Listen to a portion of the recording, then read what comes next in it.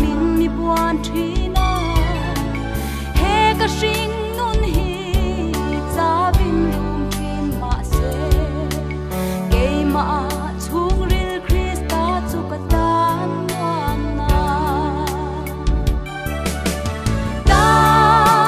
chwa ni akin to long dan sa te ko pui a chwa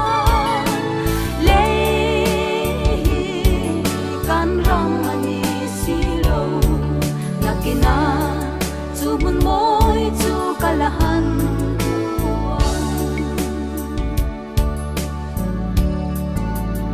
o chu mun lei pia lam ram chu ka thlen hun chuan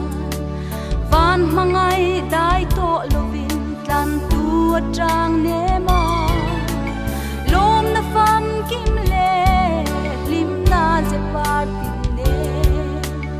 wang takin lim to plau lovin kan leng to ta chwa ni akin to long dan sa te ko pui a chwa le kan ram ani silo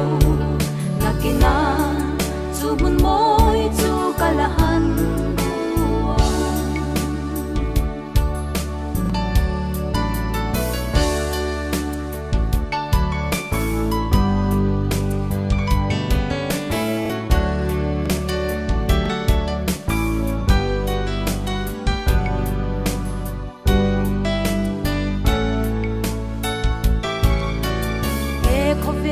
mang an boy na reng om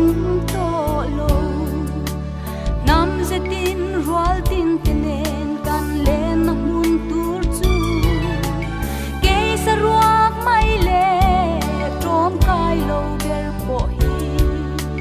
chan dam tun a ma ngai na chuan min thir reng nge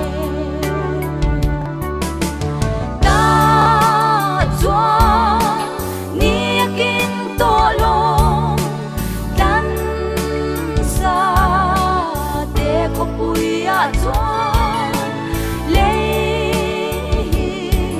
kan ram ani silo nakina chu mun moi chu kalahan ta chwa ni akin to long dan sa te ko pui a chwa